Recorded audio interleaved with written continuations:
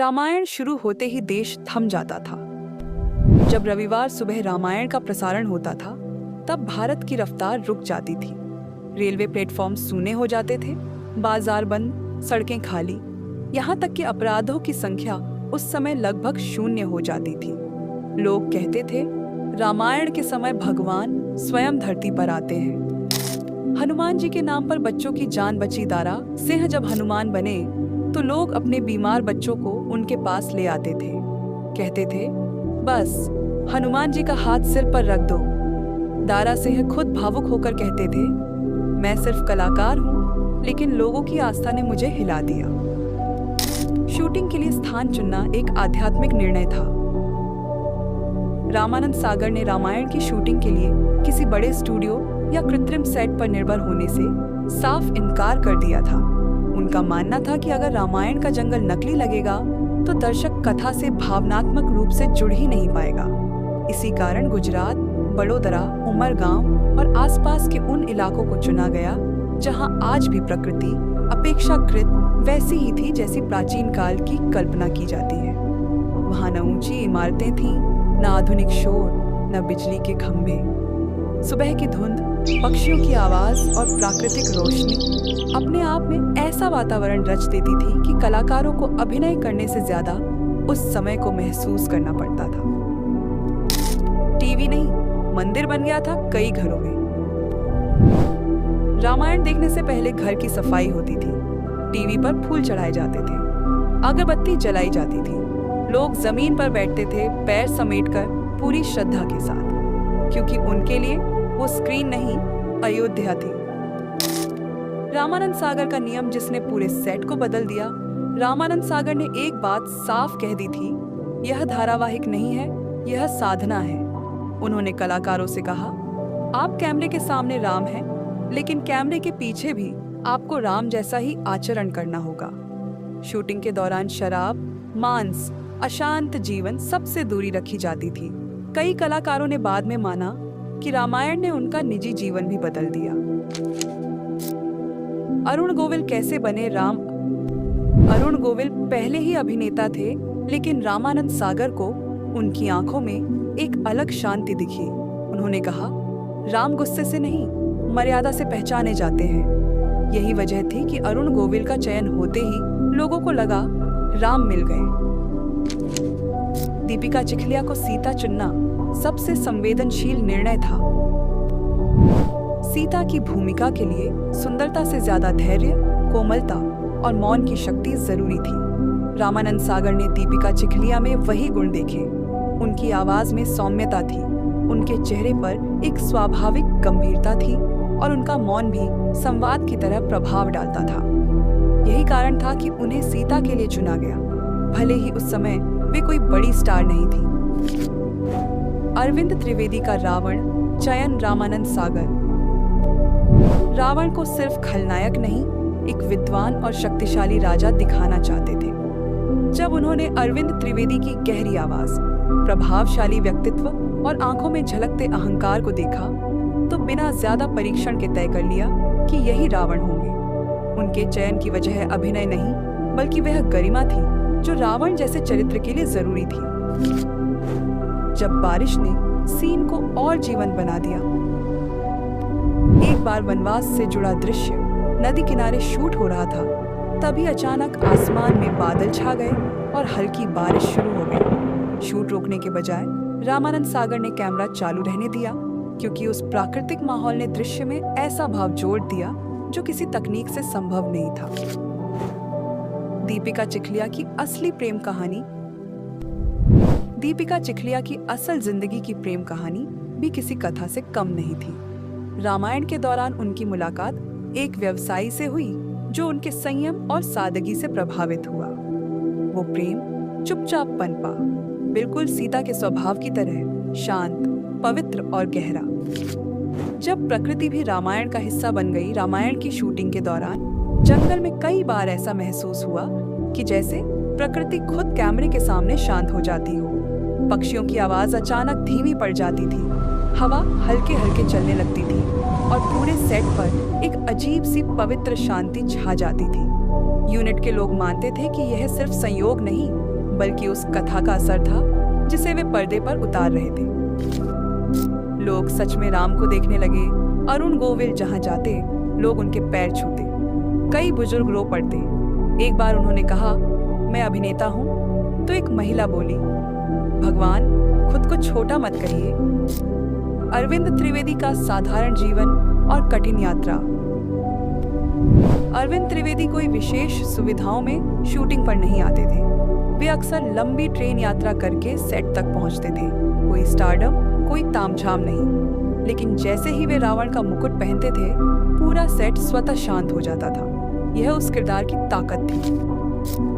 जब shooting location ही घर बन गई, रामायण की शूटिंग के दौरान पूरी यूनिट सिर्फ काम करने नहीं आती थी बल्कि वहीं रहकर एक साथ जीवन जीती थी।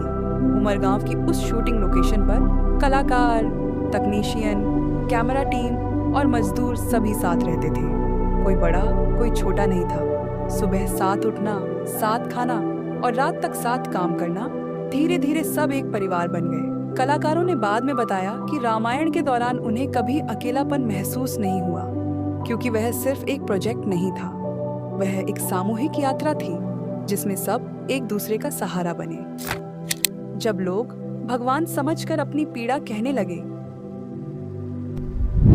जब अरुण गोविल और दीपिका चिखलिया शूटिंग के अलावा कहीं बाहर साथ जाते थे, तो लोग उन्हें अभिनेता नहीं, साक्षात राम और सीता मान लेते थे। कई बार रास्ते में लोग उनके सामने हाथ जोड़कर रोने लगते थे और अपनी परेशानियां सुनाने लगते थे। कोई बीमारी की बात करता, कोई पारिवारिक दुख सुनाता। हनुमान जी की उड़ान कैसे फिल्माई गई? सुनील लहरी का खुलासा। लक्ष्मण का किरदार निभाने वाले सुनील लहरी ने बताया कि उस समय हनुमान जी के उड़ने वाले दृश्य शूट करना बेहद कठिन था। आज जैसी तकनीक तब उपलब्ध नहीं थी, इसलिए दारा सिंह को कभी कुर्सी पर, कभी ऊंची मेज पर बैठाकर सीन फिल्माया जाता था। कई बार रस्सियों और कैमरा एंगल का सहारा लिया गया। शूटिंग के समय कलाकारों को अंदाजा भी नहीं होता था कि अंतिम दृश्य कैसा दिखेगा, लेकिन जब टेलीविजन पर वह सीन प्रसारित हुआ तो वह समय का सबसे प्रभावशाली दृश्य बन गया। जब शूटिंग लोकेशन तीर्थ स्थल बन गई, रामानंद सागर के बेटे प्रेम सागर ने बताया कि रामायण की शूटिंग के दौरान उमरगांव की लोकेशन सिर्फ एक सेट नहीं रही। वहां आम लोग ही नहीं बल्कि कई बड़े और प्रतिष्ठित लोग भी दर्शन के लिए आने लगे थे। लोग शूटिंग देखने से ज्यादा वहां पूजा और प्रार्थना करने आते थे। उनके लिए वह जगह अस्थायी अयोध्या बन गई थी, जहां उन्हें भगवान के साक्षात दर्शन हो रहे हों।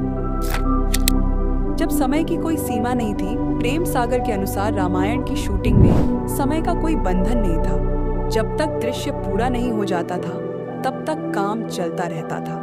कई बार शूटिंग सुबह 5 बजे शुरू होती और रात 2 बजे तक चलती थी। न कोई शिकायत, न थकान का दिखावा। सब जानते थे कि वे किसी साधारण धारावाहिक पर नहीं, बल्कि इतिहास पर काम कर रहे हैं। जब जरूरतों का पूरा ध्यान रखा जाता था, लंबे शूटिंग शेड्यूल को देखते हुए लोकेशन पर खाने पीने और रहने की पूरी व्यवस्था की गई थी। कलाकारों और पूरी यूनिट के लिए सादा, सात्विक भोजन तैयार किया जाता था। कोई भूखा न रहे, कोई असुविधा न हो, इसका विशेष ध्यान रखा जाता था। यह व्यवस्था सिर्फ सुविधा नहीं, बल्कि उस पारिवारिक माहौल का हिस्सा थी जो रामायण के सेट पर बना हुआ था। जब हनुमान जी का मेकअप आधी रात से शुरू होता था, दारा सिंह के हनुमान जी वाले मेकअप में बहुत समय लगता था। प्रेम सागर के अनुसार कई बार उनका मेकअप आधी रात से शुरू किया जाता था, क्योंकि पूरा रूप तैयार होने में 2 से 3 घंटे लग जाते थे। चेहरे से लेकर शरीर तक हर विवरण पर मेहनत की जाती थी। सुबह जब दारा सिंह पूरी वेशभूषा में सेट पर आते थे, तो ऐसा लगता था जैसे हनुमान जी स्वयं उतर आए हों। जब ढोल की आवाज पर जुटती थी पूरी भीड़। रामायण की शूटिंग के दौरान सबसे बड़ी मुश्किल होती थी जूनियर आर्टिस्ट्स को इकट्ठा करना। उस समय कोई एजेंसी या डेटाबेस नहीं था। कई बार शूटिंग लोकेशन के आसपास के गांवों में ढोल बजवाया जाता था ताकि लोग इकट्ठा हो सके। ढोल की आवाज सुनकर गांव के लोग दौड़े चले आते थे। लोगों में यह बात फैल गई थी कि जो रामायण में काम करेगा उसे मुफ्त खाना मिलेगा और भगवान की कथा का हिस्सा बनने का सौभाग्य मिलेगा। यही वजह थी कि जैसे ही ढोल बजता सैकड़ों लोग खुद ही काम के लिए आ खड़े होते थे, बिना किसी बुलावे के। जिसे पहले ठुकराया गया वही बने मर्यादा पुरुषोत्तम बहुत कम लोग जानते हैं कि अरुण गोविल को सबसे पहले श्री राम के किरदार के लिए रिजेक्ट कर दिया गया था। जब अरुण गोविल को पता चला कि रामानंद सागर रामायण बनाने जा रहे हैं तो वह खुद उनके पास राम की भूमिका मांगने पहुंचे। ऑडिशन हुआ, लेकिन उस समय टीम को वे फिट नहीं लगे और उन्हें मना कर दिया गया। कुछ समय बाद जब कास्टिंग पर दोबारा विचार हुआ तो रामानंद सागर ने अरुण गोविल को फिर से बुलाया। इस बार लुक टेस्ट और मेकअप के दौरान अरुण गोविल ने बस हल्की सी मुस्कान दी और वही मुस्कान रामानंद सागर के दिल में उतर गई। उसी पल तय हो गया कि यही मुस्कान राम की पहचान बनेगी। सीता से पहले बी ग्रेड फिल्में, दीपिका चिखलिया की अनसुनी सच्चाई। आज दीपिका चिखलिया को लोग सिर्फ सीता माता के रूप में जानते हैं, लेकिन रामायण से पहले उनका करियर बिल्कुल अलग दिशा में था। उन्होंने कुछ बी ग्रेड फिल्मों में काम किया था और यहाँ तक कि विक्रम बेताल में एक रानी का किरदार भी निभाया था। एक दिन वह रामानंद सागर के घर पहुंची, जहां उन्होंने देखा कि लव और कुश के लिए बच्चे ऑडिशन देने आए हुए हैं। उसी समय उनके मन में इच्छा जागी कि क्यों न वह भी रामायण का हिस्सा बने। लुक टेस्ट और संवाद के बाद रामानंद सागर ने उनमें वह शांति और धैर्य देखा जो सीता के लिए जरूरी था, और इसी तरह दीपिका चिखलिया सीता बन गई। रावण के लिए अमरीश पुरी नहीं, किस्मत ने चुना अरविंद त्रिवेदी। रामायण में रावण के किरदार के लिए शुरुआत में लगभग सभी की पहली पसंद अमरीश पुरी थे, लेकिन किस्मत को कुछ और ही मंजूर था। अरविंद त्रिवेदी उस समय गुजराती फिल्मों में काम कर रहे थे। जब उन्हें रामायण बनने की खबर मिली तो वह सीधे मुंबई ऑडिशन देने आ गए। शुरुआत में वह केवट के छोटे से किरदार के लिए आए थे, लेकिन रामानंद सागर ने उनके चलने के ढंग, बोलने की शैली और आंखों के आत्मविश्वास को देखकर महसूस किया कि इस इंसान में कुछ अलग है। लुक टेस्ट और संवाद के बाद तुरंत फैसला हुआ, यही व्यक्ति रावण बनेगा। 10 किलो का मुकुट और व्रत में रावण का किरदार निभाना अरविंद त्रिवेदी के लिए शारीरिक और मानसिक दोनों तरह से बेहद कठिन था। उनके शरीर पर भारी भरकम आभूषण होते थे और सिर्फ मुकुट का वजन ही लगभग 10 किलो था। इसके बावजूद वह घंटों शूटिंग करते थे। इतना ही नहीं, वह शूटिंग के दौरान व्रत रखते थे और घर पहुंचकर ही भोजन करते थे। उनका मानना था कि इतने बड़े और शक्तिशाली किरदार को निभाने के लिए आत्मसंयम जरूरी है। जब रामायण ने कमाई में भी इतिहास रच दिया, लगभग 38 साल पहले रामायण के एक एपिसोड को बनाने में करीब 9 लाख रुपए खर्च होते थे, जो आज के समय में लगभग 1.5 करोड़ रुपए के बराबर माने जाते हैं। रामायण ने अपने पूरे टेलीकास्ट के दौरान उस समय करीब 23 करोड़ रुपए का मुनाफा कमाया था। यह रकम उस दौर में किसी भी टीवी सीरियल के लिए अकल्पनीय थी।